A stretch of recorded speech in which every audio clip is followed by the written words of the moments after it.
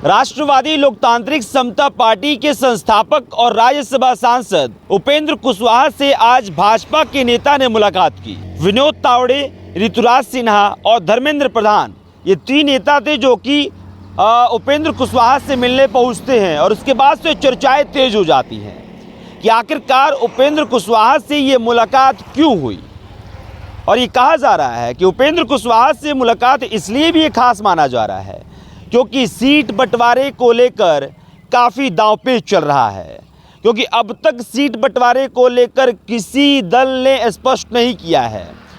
दो गठबंधन, एक एनडीए और दूसरा इंडी गठबंधन, दोनों तरफ से किसी भी दल के हिस्से में कितनी सीटें आएंगी स्पष्ट नहीं हुआ है। लेकिन एनडीए की बातचीत करें तो जदयू और बीजेपी दोनों एक समान सीट पर चुनाव लड़ेगी और एक जो कहा जा रहा है कि लगभग 100 सीट दोनों के हिस्से में होगा। अगर 100 सीट दोनों के हिस्से में होगा तो 200 सीट भाजपा और जदयू के हिस्से में और उसके बाद से 43 सीट ही बचेगा। तो उसमें कौन कौन से दल के लिए कितना कितना सीट होगा, क्योंकि देखिए हिंदुस्तानी अवाम मोर्चा, राष्ट्रवादी लोकतांत्रिक समता पार्टी और लोजपा रामविलास, ये तीन पार्टियां जो हैं इनके हिस्से में कितनी सीटें आएंगी लगातार चर्चा का विषय बना हुआ है। और ये भी कहा जा रहा है कि उपेंद्र कुशवाहा सीटों को लेकर थोड़ा नाराज चल रहे हैं। थोड़ी दिक्कत जो है अंदर खेमे में चल रही है।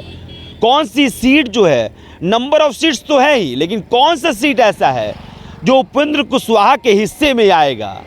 क्योंकि हर राजनीतिक दल ये चाहता है कि वही सीट उसके हिस्से में आए जिसमें उसकी जीत दर्ज हो और उसी सीट की मांग करता है। और इसी में दांवपेच जो है वो होता हुआ नज़र आता है। और इस बार भी देखिए अभी चुनाव जो है लगभग कहा जाए तो 1 से 1.5 महीने के अंदर सब कुछ समाप्त हो जाना है।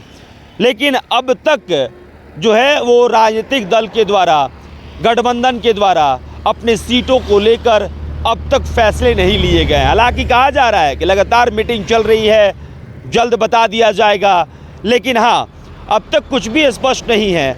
और ये कहा जा रहा है कि उपेंद्र कुशवाहा से आज मुलाकात धर्मेंद्र प्रधान की हो या फिर ऋतुराज सिन्हा की हो, विनोद तावड़े की हो, ये मुलाकात खास है। इसमें इस सीट शेयरिंग को लेके भी चर्चा हो सकती है और तमाम चीज़ें जो हैं वो स्पष्ट तौर से एक दूसरे के सामने रखा जा सकता है। बहरहाल देखिए आगे जो कुछ भी होगा वो तस्वीरें हम आप तक पहुंचाएंगे।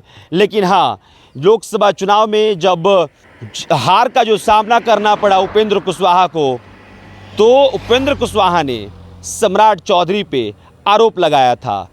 हालांकि जो वर्तमान स्थिति है, विधानसभा चुनाव है, विधानसभा चुनाव में अगर उपेंद्र कुशवाहा को उनके मन मुताबिक सीटें नहीं मिलती हैं तो फिर क्या कुछ होगा, देखना दिलचस्प होगा। चलिए देशवा न्यूज़ के साथ बने रहिए। मेरा नाम अभिषेक श्रीवास्तव, कैमरे की पीछे साहिल है। बहुत बहुत शुक्रिया।